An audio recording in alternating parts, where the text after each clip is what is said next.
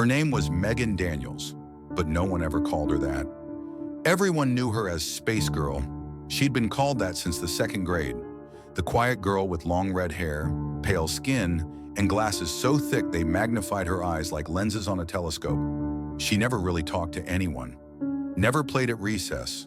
Always alone. Always drawing. Always scribbling something in that old beat-up notebook she carried everywhere. Back then, we didn't understand her. And kids, well, kids can be cruel to what they don't understand. Space Girl wasn't one of us. She didn't try to be. She kept to herself, tucked in the corner of the room, lost in whatever fantasy world she was building. I remember watching her draw: unicorns, dragons, floating castles, forests glowing with light. She had real talent, but we never saw it that way. We only saw someone different, someone alone, and we made her a target. Sasha Brown started it. She was always the loudest and the meanest. She claimed Space Girl's mom was a crackhead, that Megan was retarded because of it. Whether it was true or not didn't matter. What mattered was that it stuck. We all laughed, even me. Not because I thought it was funny, but because I didn't want to be the one they turned on next. It got worse in 5th grade. I remember one rainy day, we had indoor recess and Megan was, as always, alone at her desk, head down, drawing something. Sasha walked over, grabbed her notebook, and started flipping through it, mocking every page. "What is this?" she sneered. "A unicorn? What are you, 5? Then she handed it to me. I looked down. The drawing was beautiful, actually, but I didn't say that. I passed it to Tanya, and she crumpled the page, tossed the notebook on the floor. Megan flinched like she'd been struck. I just stood there, watching, doing nothing. After that, the bullying became routine. Megan would sit under the same tree every recess, quietly drawing, and Sasha and Tanya would hover nearby, pretending to admire her work while tearing it apart. "Can you draw me?" Sasha mocked once. "I hear retards are good at art. Maybe it'll actually look like a person." I laughed along. It was easier than standing against them. 7th grade. That's when everything changed. There were rumors that James Hardy, a boy from a different class, was angry at Megan. Someone said his dad had been seen going into her house. Then it turned into something worse. Talk that James and Megan were secretly dating. He hated that. One day, Brian Jordan and his brother Mike pulled a prank. They caught Megan at recess, dragged her behind a door in the hallway where they'd hung mistletoe. When James walked by, they shoved her at him and took a picture. She slammed into him, wide-eyed and terrified. She didn't even know what was happening. James punched her, hard, right in the jaw. Teachers broke it up. Suspensions were handed out. Megan didn't come back until after the holidays. James and the others never came back at all. On Christmas Eve, the Jordan boys and their parents died in a car crash. People said they swerved off the road to avoid hitting something.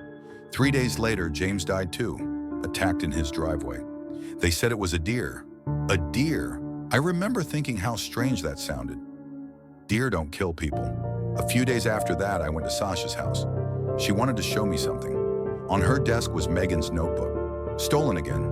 She opened it, flipped through the drawings and laughed. Then came the pages she had added. Pages of Megan dying, hanging from a noose, holding a gun to her head, standing at the edge of a building. Crude, ugly sketches. "Funny, right?" she said. I didn't laugh. I took the notebook from her, started tearing those pages out. Sasha tried to stop me. I pushed her, harder than I meant to. She looked at me with something between fear and rage, and I ran. I clutched that notebook all the way home, like it was something sacred. Later that night, I flipped through it again. There was one drawing I remembered, the unicorn prince. It had always been unfinished, just a blank field. But now, the unicorn was there, proud, glowing, standing tall beneath the stars. I was sure it hadn't been finished before. I'd seen it, and yet here it was, complete. When school started again, I returned the notebook to Megan. She didn't thank me. She didn't say a word. She just opened it and began drawing again. But that was enough. After that, I became her defender. It cost me everything. My friends turned on me. Rumors started that I was a lesbian, that I was dating Space Girl, that I was infected. I didn't care. I just wanted to do what was right. In high school, we ended up in the same art class. One day, I asked her to draw me. She hesitated, then agreed. I went to her house for the first time. It was quiet, warm, surprisingly normal. Her mother was soft-spoken and kind. Megan's room was filled with paintings. Fantasy worlds, yes, but also strange ones. Cold landscapes, antlers, black snow. She told me these were places she saw in dreams. But sometimes, she said, dreams are just doors. One day, Sasha crossed a line again, tore one of Megan's drawings in the hallway, called her a freak, a retard. That was the last time anyone saw her. Just like that. Gone. Disappeared. Some said she ran away, but people whispered about hoof prints in the snow outside her house. I remembered Megan's dream paintings, the black fields, the red sky, the thing with antlers. I remembered a poem she had thrown away once. I had taken it from the trash. It said, "There is a land where your sorry may go, a putrid snow, a humanoid hell. Only your father has been there before. One day your boyfriend will visit once more. Take your apology and stuff it up your ass." I never asked Megan about Sasha. I didn't need to.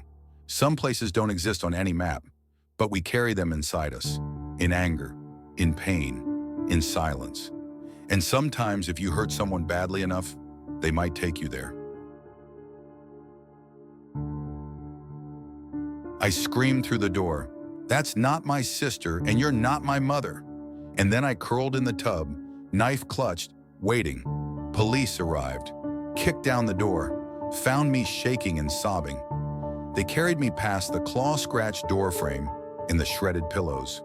Outside under the stars, Annie stood in the red-blue glow of sirens. I ran to her and held on. But the thing, the monster, it wasn't a demon. It wasn't some stranger. It was Mom. Out of her mind on drugs, she'd broken in, mimicking our voices, desperate for whatever was left in the house. So far gone, we barely recognized her. Turns out, monsters don't always live under the bed. Sometimes they raise you. Sometimes they look like the person you love most. And in the end, it's up to you whether you let them in. Growing up, addiction stole our mother from us piece by piece. I was just 7 when her back teeth fell out. I kept them in a matchbox, hoping one day we could put her back together. Our house was falling apart, ceilings stained with water damage, stairs with dry rot, rust-bleeding radiators in winter. But Annie, my sister, made it a home. She raised me when no one else would. She brushed my hair, even when I screamed, "Let me shower first," danced with me barefoot on the living room carpet. She cooked, she cared. Annie was dark-haired like her father. I never knew mine. And she longed to be blonde like Mom. When I turned 18, she moved to New York, but I still dream about her sometimes. Our mother sparkled when she drank light. 3 a.m. pancakes and surprise beach trips instead of school. But when she drank too much or not enough, it was like living with a ghost or a storm. She'd scream, vanish for days, come home with strange men and lipstick-stained apologies. Annie and I learned to take care of her, lifting her off the bathroom floor, tucking her in, pretending everything would be okay. Then came October. I was 13, Annie 16. Mom had been gone 2 days. She called from a payphone that morning, slurring, forgetting my birthday had been the day before. Annie gave me a better birthday. Glittery nail polish, a homemade cake, the beach, laughter. But later that night, we weren't speaking. It started when I smelled whiskey on Annie's breath after she fell at the bottom of the stairs. For a second, all I could see was Mom. I panicked. I dumped every bottle down the sink. She tried to stop me. We fought. A bottle broke between us, shards glinting like stars we could never fix. Later, she cooked spaghetti. Real food. Played Tammy Wynette and swayed in the kitchen. And just like that, I forgave her. Annie wasn't Mom. Then we heard it, crying outside. Faint at first, then clearer, like a baby. We thought maybe it was the neighbor's toddler or a stray cat. But when I stepped outside, Annie froze. "Em," she whispered, "get inside." In the dark, by the fence, crouched something, someone. Their mouth opened and closed, mimicking a baby's cry. Too tall, too thin, not human. I grabbed Annie and ran. We locked the door and heard footsteps approaching, slow and deliberate. Then the forehead banging, soft, then harder, until the glass cracked. We bolted upstairs, locking ourselves in the bathroom. The thing downstairs began slamming through rooms, laughing, not like a child, but like something pretending. Annie gave me a knife and said she was going to get her phone. Mine was outside. She told me, "Don't open the door. Not for me, not for anyone." I didn't want to let go, but I promised. After she left, a voice came to the door. Sweetie, let me in." It was Mom, then Annie. But something was wrong. Annie never called me Emily. They begged, cried, laughed. My sister was a genius, not in the casual way people say it. She was the kind of genius that made the rest of us, even in a family full of high achievers, feel like we were fumbling in the dark. I was 17 when it happened. She was 13, and she had built something in our garage, a device I still don't understand, even after years of studying high-energy physics. She never explained it in a way that made sense. But one summer evening in 2003, Nirali stepped into my room without using the door, and without a body anyone could see. At first, I thought I was hallucinating. Her voice came from the middle of the room, but she was nowhere. Then she giggled, that unmistakable, mischievous giggle, and said, "I walked where the walls weren't." It didn't make sense. None of it did. She rambled on about atomic drift, frequencies, supertemporal shifts. It was all gibberish to me, but whatever she'd done had made her different. She was invisible, untouchable, but still there. And somehow she was speaking in a language I didn't recognize. Not audibly, not exactly, but one I could still understand. No matter what she said, it came through in perfect English in my head. When she tested it on religious Sanskrit hymns or Latin filler text, I still heard the meaning, not the sound. She called it a universal language, one that wasn't bound by culture or phonetics. It bypassed the ears, went straight to the mind. We spent late nights testing it.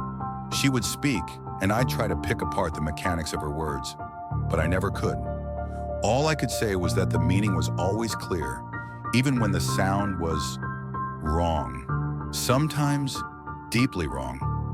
Then one night things changed. We were lying on the floor laughing about some object translation experiment when she suddenly froze. Her giggles died. The air shifted. "Nirali," I whispered.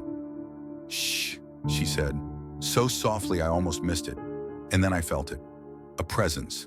Not like a person. Something else. It hovered in the corners of the room like liquid shadow, pressing in from behind the walls. It didn't make a sound, but it felt aware, like it was listening. We stayed silent for what felt like hours. I watched the red glow of my digital clock until I eventually drifted into a dreamless sleep. The next morning, Nirali told me, "It's drawn to the language." She didn't know what it was. She called it the shadow behind the walls. It had no shape, no voice, but it listened. And as she kept speaking this strange language, it got closer. She tried to stop. She really did. But the discoveries were too much. Nirali had seen things. Colors that sang, cities built of bone and time, and even stood inside a black hole, watching universes stretch out like reflections in shattered glass. The further she went, the more she saw. But the deeper she went, the more things saw her too. "There are other things," she told me one night, her voice trembling. "Big things, old things, things that move between realities like skipping stones. They don't look at me, not yet, but they can hear me." It terrified me, but she wouldn't stop, couldn't, because something had started to change in her. "I can't speak English anymore," she told me one night, her voice cracking with fear. I thought she was joking, but she wasn't. She physically couldn't form words in any known language, only that strange universal tongue that twisted the air around her like static and knives. "I only speak it now, this language, and they're still listening even when I'm out there, when I'm with you." That night she knocked on my door, Really knocked, and stood there, tears streaking her face. I let her in. We didn't talk. We just cried and fell asleep holding each other. The next morning I asked her to try, just once, to speak. She leaned in close and whispered something in that language. It was wrong. The moment the sounds touched my ears, my stomach turned. It was like hearing broken glass scream underwater. My skin crawled. My mind tried to reject it, yet somehow I still understood. She said, "Don't tell Mom and Dad." That was the last time she spoke to me. She doesn't talk anymore. Not because she's gone, but because it's safer that way. Safer for her, safer for us. But some nights, when the shadows press against the walls, I think about the language, about what it unlocked, and I wonder if she's still speaking it, somewhere out there in the dark, whispering things that were never meant for human ears. And if something is still listening,